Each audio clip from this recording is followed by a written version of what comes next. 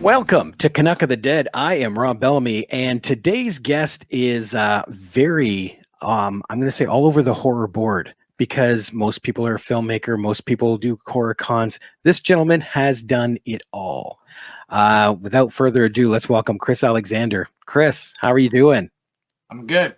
Thanks for having me, man. Hey, thank you for taking the time to do this. Yeah, I see you've been all over the horror board. Where is this horror board you speak of? I don't know what this is. But no, I mean, I've said this a million times to whoever has ears that cares to listen to me. But, since I have a memory, it's always been monster movies. Well, and then that love of monster movies developed into just weird movies. I like weird things. So weird art, monster movies, the band Kiss, the Twilight Zone. I mean, these are all things that I've loved since I was, again, conscious that these things existed, and I've never let that go. So when I came of age, I pretty much spun my entire professional identity happily into making stuff that seems to orbit the world of the things I love, which tend to be, as you say, on this horror board. So yeah. What and maybe you don't remember, but what was it that originally drew you to this genre?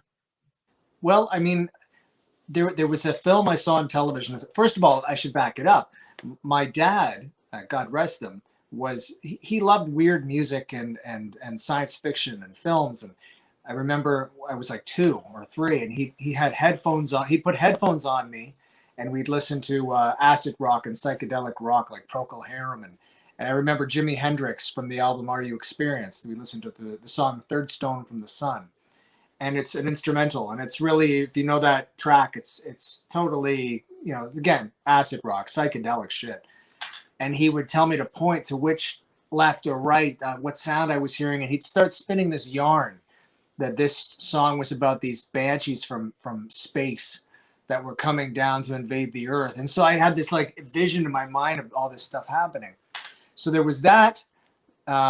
And things like that orbiting that world. And in 1978, he brought home a record called War of the Worlds, Jeff Wayne's musical version of War of the Worlds. And it was a double record by progressive artist Jeff Wayne. Richard Burton is narrating War of the Worlds with Phil Lynott from Thin Lizzy doing some of the vocals. It was a rock opera, progressive psychedelic rock opera telling the story of War of the Worlds. Unbelievable. Still to this day, my favorite record of all time. And it had a book inside it. So I remember sitting down and listening to this record, 2 records, and it had a giant book, good old days of vinyl before things got small. Cassette or CD, and now it's just a little image on a screen, but you could actually open these gigantic books, and there was an art book telling the story that we were listening to. And there were scenes of the tripods, vaporizing Victorian England, and babies falling on the ground while their mothers were like blown to smithereens. And these were like beautiful paintings. This is a legendary record. It did really well in Europe, didn't do so well in North America. But the last shot is the tripod's helmet open and its brains exposed, and birds, at the end of War of the Worlds, they die because germs kill them. And the birds are ripping their brains apart. And I was like, what is this? So that was another chapter in the story. And then I remember going to the library and seeing the album Love Gun by Kiss. And my dad, I said, can I get this record out? Look at these monsters. They're so cool. He said, no, it's Kiss. They suck. Of course, Dad saying I can't listen to this made me want to listen to it more. Yep. But I saw Gene Simmons on the front and that Ken Kelly painting. I should have brought it out. It's over there somewhere. Gene's got fangs. So Gene was kind of like my first vampire before I knew what vampires were. And so that, and then my uncle, who was mentally handicapped, but almost savant-like, because he would build those Aurora model kits, all the monster kits. And he collected he was a collector, and he collected everything to the limit. So if he started, he would finish, and everything was pristine. So his room was like a museum when I was a little boy. Monsters everywhere. I was terrified of this stuff, but I was fascinated by it. Then I went to the House of Frankenstein in Clifton Hill. I was terrified of that, but fascinated because we exited through the gift shop. And I was like, how could I be in the 7th circle of hell 30 seconds ago? And then suddenly there's Muzak playing and snow globes. And that dichotomy, I was just constantly obsessing over this stuff and why I felt how I did. Then I saw part of a film, 2 parts of a film. One was, I found out later, a 1966 film by Michael Reeves, who directed The Conqueror Worm or Witchfinder General a couple years later before he died. But it was called The She-Beast with Barbara Steele. And it opens up, or at least the first quarter of it has a witch being dunked into the water, you know, a torture device. And Okay. she's screaming, "Ah!" And it was like, you know, a real fright mask on this witch. And that's all I saw. And that's the first time I actually saw, you know, horror movies, that kind of brash sound and the screams and the vibrant colors and everything in action. And I was just fixated on that. Then I had a comic book. This is all happening around the ages of 3, 4, and 5 in this little orbit. I had a comic book. It was a Batman comic, and on the back page there was an ad for the remake of Invasion of the Body Snatchers. This is 1978, and the year later, 1979, it showed up on television. My babysitter was there. I was dying to see this movie. I begged my parents. I would have been about 5, and they instructed the babysitter, do not. They were on their way to see Apocalypse Now. I remember this vividly. They said, do not let him watch Invasion of the Body Snatchers. She's like, no, no problem. Well, she falls asleep. I had the little cable box where you press the buttons, and I knew where City TV, the Toronto station that was premiering this movie, where it was on the little button dial. And I pressed it just in time to see Donald Sutherland smashing his own clone's head in half with all the goo coming out. And I was, I changed the channel, but it didn't matter. I knew that was happening. And I went to bed just thinking that this movie right now, even though I'm not watching it, is happening. Someone is watching it. It's unspooling somewhere to somebody's eyes. And I was traumatized. So all that stuff happening at the same time just kind of led to this obsession with this stuff. Then, of course, I found Fangoria on the newsstands by the comic books. And I opened it up, and there was My Bloody Valentine, a poster of it with the girl coming out of the dryer. And then I started looking through the pages and seeing that I wasn't alone in my interest in this stuff, that there was an entire magazine devoted to this weird shit. And that was it. And then it was just kind of unfurled as it went, and it's still going. That just real deep dive interest in the arcane and the bizarre. So yeah, this road to Fangoria, like you said, you started with Rue Morgue, right? But was there more before that? Yeah, there was more before that, in the sense that my passion for this stuff. I was in film school. I couldn't afford film school, and back then it was 16 millimeter. So I wanted to make movies. I couldn't afford to make them because it was, $30 for a roll of 16 mil film, and then 30 to develop that. So I just couldn't keep that going. I went to OCAD, Ontario College of Art and Design. Wasn't too keen on that. I don't like rules when it comes to art. I knew what I wanted to do, so I started a rock band that was kind of cinema-esque. It was like movies, soundtrack stuff for your head. And I toured that around for a while. That was cool. And I was basically doing whatever I could to infiltrate that universe that at that time in Toronto and Ontario, there was no universe, and there was no internet to access the world. You had to handwrite everything you did. And I remember I wanted to write for Fangoria, so I would send them letters, and Tony Timpone at the time would send them back saying, we don't need anybody. Fine. I discovered Rue Morgue, which was just in its infancy, which was basically Canada's Fangoria. And I was writing for them, had a column, like a couple of years into my, tenure, scribbling for them as a critic.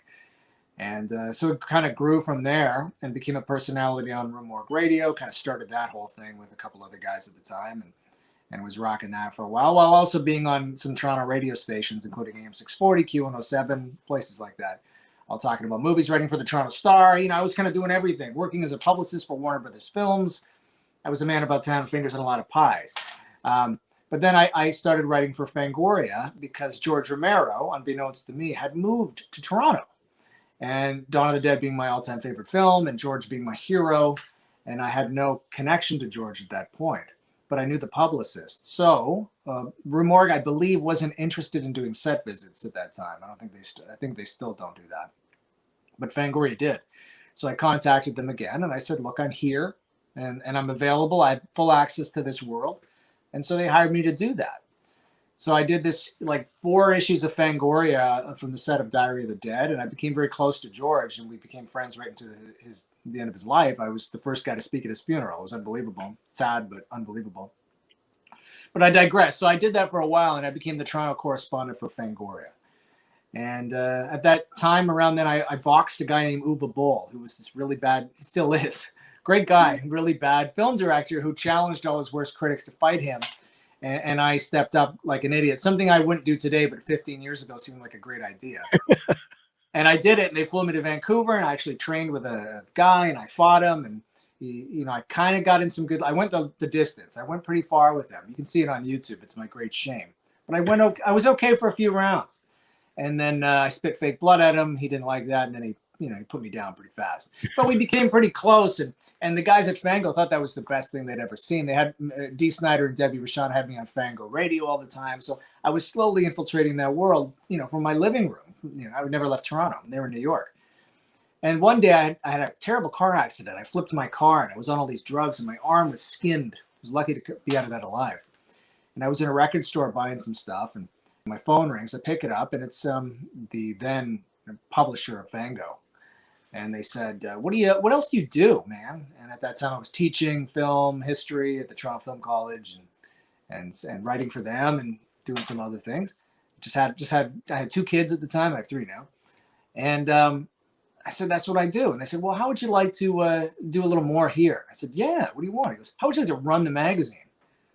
And they were looking, I guess Tony had been there for a long time, and they were kind of bored with what was happening there, and they liked my stuff I was doing, and they basically said, what would you do if you ran this mag? And I, here's what I'll do. And they said, we love it. And then within a few months, I was the editor-in-chief of Fangoria, only the 3rd one in history. So that was unbelievable. And they said, come to New York. I said, I don't want to come to New York. I'm in here inside just out of Toronto, and I'm Canadian, and I have my children, and I don't want to move to New York. I don't need to move to New York. I'm set up here. And so they said, okay. So I ran the entire operation from my basement with my kids literally on my knees, wow. Rocking them while I'm doing cover stories. And, you get calls from phone rings, and it's like Mila Jovovich, and my 4-year-old's like, hello, Dad. It's like crazy shit like that, and it was like this entire world where suddenly I'd keep pinching myself that I was the guy in charge of this magazine that to me, when I was a little boy, was truly mythical.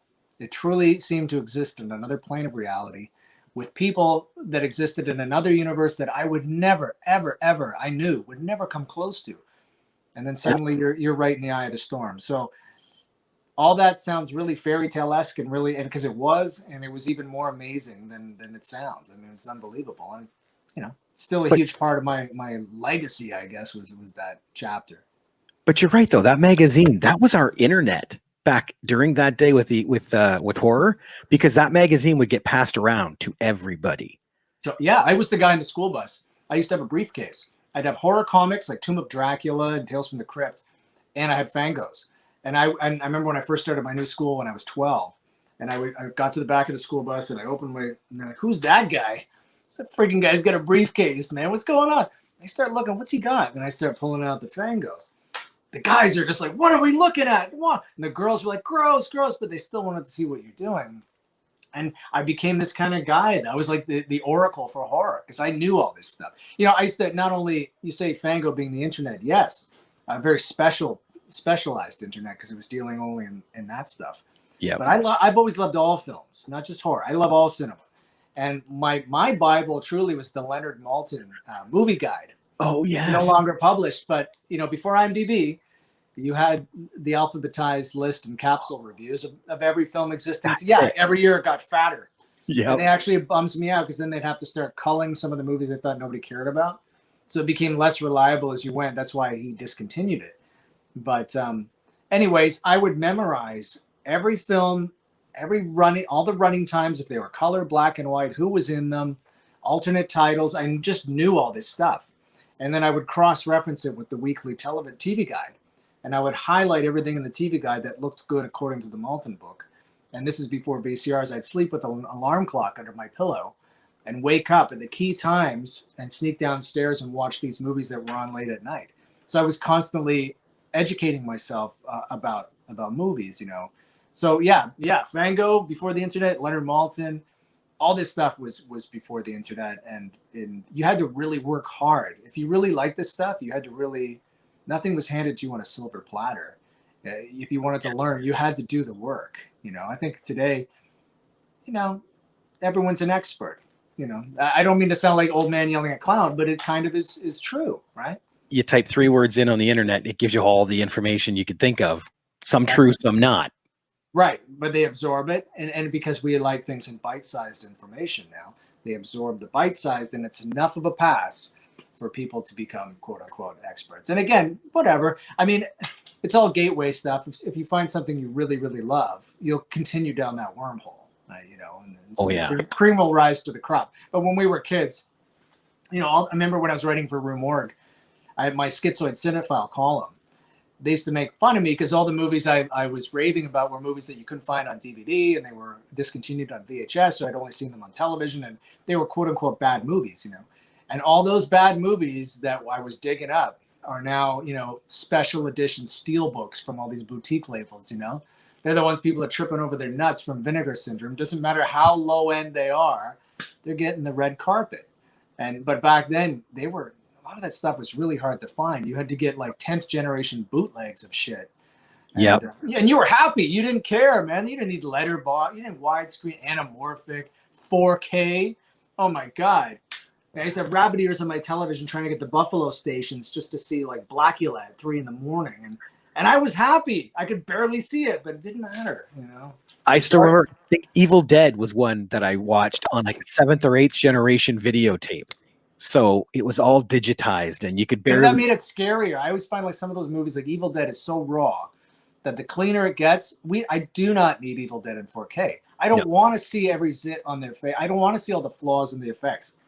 It was better when it was dirty. The dirtier it is, the more otherworldly it was, Oh, yeah. No, I remember that vividly. That was the things going around. The Fangorias would get passed around, the videotapes with wrestling and horror movies. And I remember that. So now you are running this magazine. What makes someone step down from that? Well, the publisher is a double-edged sword. His name was Tom DeFeo. And in his heart, he was a great guy, great dad, good man, terrible. And I mean terrible, underscore with italics, businessman, who inherited a kind of a broken boat. I think he bought Fango out of Chapter 11 from the previous owners. Okay. So he did it no favors. He not get into the negative, but he didn't. He was running that thing down. So I was left. I was a captain on a sinking ship the entire time, and I had no budget for writers. Becca McKendry we were basically running the whole show with Bill Mahaly, the designer, who is now my designer at Delirium. I brought him with me. He's been in the business forever. He did Famous Monsters, Vampirella, Eerie, did Fango since '82. But we were running that whole show. Tom wouldn't pay the bills. The mag would be sitting on the bricks at the printer, and he wouldn't pay to release it. And it was like not even much money. He was just getting deeper and deeper in debt, and he didn't address any of the problems. So here we are, just breaking every known rule known to man, trying to find money and sneak money in and do this. And then I started paying out of pocket to get this thing published, And here I am like a dad trying to keep things running in the house. And I'm like, what am I doing? And it was really starting to have a negative effect on me. It genuinely was. I loved it. I ate, slept, and breathed it. But that was the problem, I think. You get someone who's that plugged into it. The guy running the show can get a little bit lax with caring so much because he knows that these guys are going to take care of business while he goes off and does whatever. And I had to get out of there to save my sanity. So I did. And I remember Debbie Rochon saying, Chris, if you leave, this mag will take 2 steps forward and fall on its face. Sure enough, I quit. And I quit, I didn't say, fuck you, I quit. I was like, listen, man, here's the truth. I can't work for you anymore. I can't do this anymore. It's killing me. And so I left. I went to comingsoon.net and ran Shock Till You Drop for a while. And Fango, that was the last issue they published. I think they did one more limited one, and then they did a digital one. And then Tom would do weird things like he would send out to the advertisers that this new magazine's coming out. He'd get the money from the advertisers. He'd tell them they had to pre-buy to get a deal. They'd pay for it, and that was the money he was hoping to use to pay to print the magazine. But of course, he just absorbed the money, and the mag never went to print. So you had all these angry advertisers, you had angry subscribers who weren't getting the magazine, and you had angry writers that weren't getting paid. And the guy left holding, the ball here was me. And I was like, I can't, it's not my deal anymore. I got to go.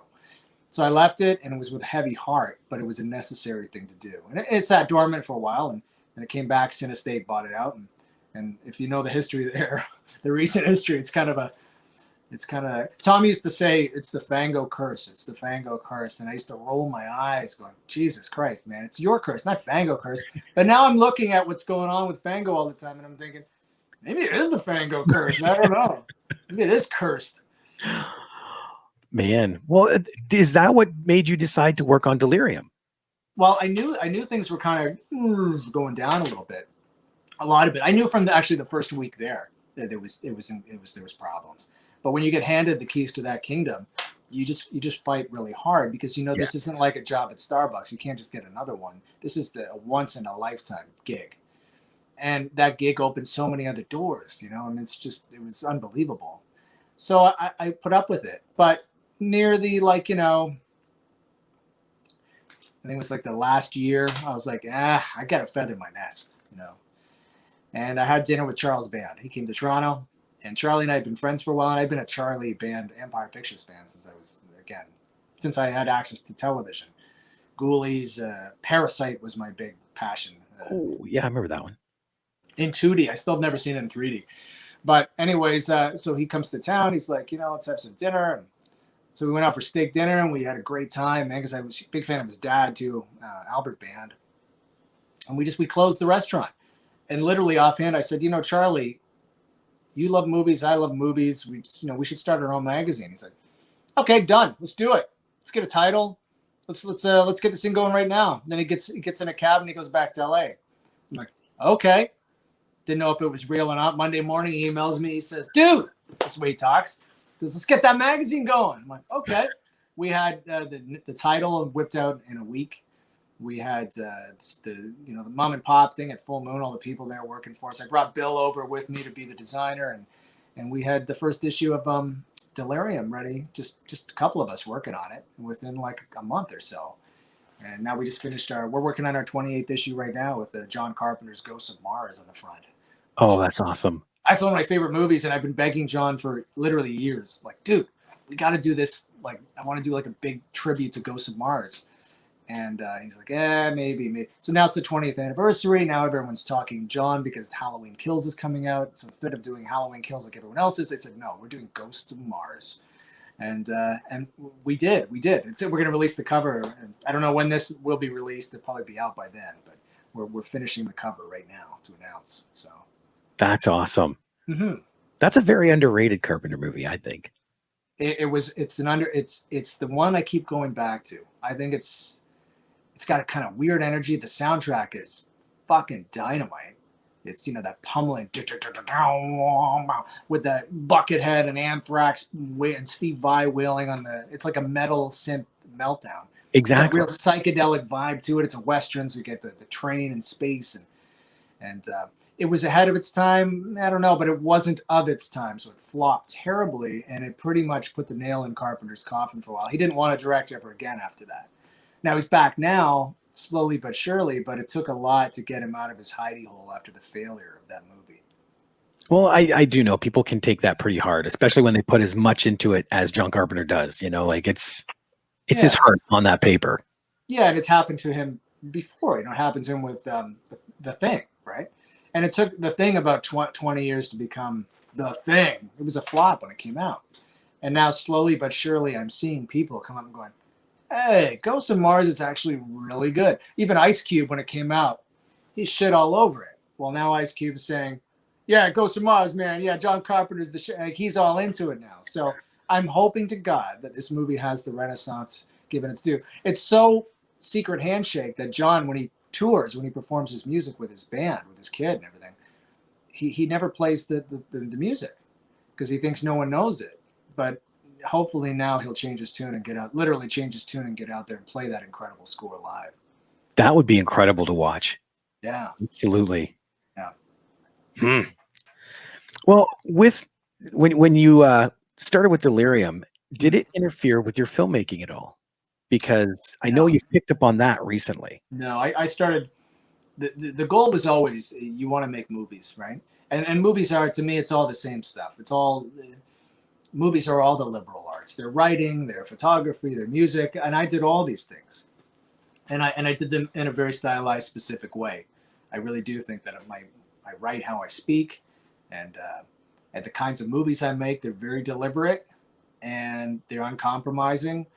And some people like them, and some people don't, to put it mildly. But I didn't have to waver from that because I was never making studio films. I always would. It wasn't my day job to make movies, so I always wanted to keep control. And the deals I had made with studios from day one with Blood for Irina was that just give me a chunk of money, $10,000, $15,000, whatever, and leave me alone, and I'll give you something. And you're not going to lose any money because you're not spending much, and you'll be able to do a lot with it. Plus, I know how to push these things around a little bit, get some eyeballs on it, and there you go. So I did. I made Blood for Irina in 2012 for very little money, and it played all around the world. It played theatrically all over France. It played all the fests, Sitges, everywhere. And got Blu-ray DVD release all over the world, and blah, blah, blah. And I haven't stopped since, making these very small movies my way. And now there's kind of like my own little style I got, my own little kind of universe, but it's to the point now, it's like, would I like to make a bigger film? Yes, I would, but I think that I'm building on my movies enough that when that time comes, and there's talk that something might happen, I'll have way more control over what I'm going to do, as opposed to if I, come right out of the get-go and made the deal with the devil to do the big Hollywood movie and taking my paycheck and, made like a horror movie, a generic horror movie. It's in a Walmart dump bin somewhere. And, Yeah. So I've been doing these little kind of art house horror movies kind of my way. And Jess Franco's my all-time hero, a guy who just made movie after movie after movie. And then you sit back over the span of time and look back, and you can see this trajectory of his life represented in these films. And I've always admired that. So that's kind of in a, dollar store way, kind of what I've been doing over the past 10 years. Okay. I know it shows in the posters too. Like I pulled up this one, Space Vampire. I love this poster. Yeah, that poster was actually done by Gabriel Carrer, who Toronto filmmaker. Yeah, he did that for me a couple of years ago, and that's Ali Chappell's Lips. Back when it was just kind of an idea, and then he lost all the files. So, and anyways, that's the only one of my movies I actually own, and I licensed that to Darkside Releasing in the west coast of Canada, and they kind of changed a few things in that poster. But yeah, poster art to me is really key, because back to Charlie Band, I love European horror films. It's my soul, right? And I discovered a lot of those movies via video cassette, specifically big box Wizard video cassettes when I was a kid.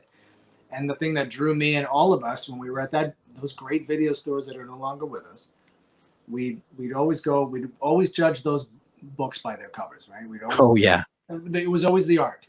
And Charlie Band owned Wizard Video. He was one of the pioneers in home video. And he spared no expense in getting Italian artists to do these incredible, often very misleading cover arts, right? So that was a huge thing for me. And I've been trying to do that with my films ever since, is create very stylized, very arresting cover arts that all kind of look like they belong in the same world. They all look like that's a painting by Nick Percival, a British artist who has done a lot of my posters, and is really famous for doing for the past 10 years has been doing all the Judge Dredd comics, as well as the Marvel Zombies, Legends, The Enchanted. He did all the John Carpenter comics. In fact, I think he got his gig working for John to do those comics because he did a few Fango covers for me, and one of them was John Carpenter's face melting into the Thing, and that's how that's why I always get great discounts from Nick. Is that I've kind of connected him to a few people, and I've kind of given him a lot of exposure too. So that is wicked. Yeah, those posters, if nothing else about the film, they would draw you in 100% to make you want to watch those films. Yeah, absolutely. Posters in horror films. Posters are so much a part of the film's legacy. When you think about that, the identity of a film, you cannot discount the power of a good movie poster. Absolutely. And it really, speaking of Walmart dump bins, unfortunately, a lot of these companies forget that. So how many pictures have we seen of girls lying on their stomach with their hand out like this as they're being dragged backwards? There's like 100 of them. Yep. They're done so quickly and cheaply without any care or style or sensuality. To me, it's such a missed opportunity for a lot of these, horror, these DVD labels and Blu-ray labels, not to really pay more attention. I wish I could remember who put it together, but a few years ago at Blood in the Snow, they had 24 by 36, which was an amazing film about the Oh poster. yeah. I never saw that. You know, it was on my radar. I never got a chance to check. They basically talk about exactly what you're talking about, how the posters changed from these art pieces into the talking head posters. Terrible. It's terrible. And those posters used to. I'm a big fan of circus culture and carnivals, and that was the art of to get the butts in the seats. You get a great poster, you hook them in there. And when it came to horror, like we were talking about the video stores, 9 out of 10 times you'd rent this stuff, unless it was like a mainstream movie that you knew Hellraiser was going to be Hellraiser. But a lot of the stuff you didn't know what you were getting. Sometimes you'd rent the same movie 5 times because it was put out under 5 different titles, right? Yeah. It kept tricking you. But you didn't mind so much. You didn't mind the art of the con because the poster was so cool that you never forgot it. And that's why a lot of these VHS collectors, I think, exist today, is that they're not buying it because they think VHS is a superior format. It's obviously not. They're buying it because of those beautiful artwork. These are little works of art, Exactly. Mm-hmm. Well, thank you so much, Chris. Hang tight, because right now we're going to end our episode, but stick around because we'll find out what happens when a man this much on the horror board, since we've got that euphemism now, decides to get into conventions. Oh, yeah. Okay. Yes.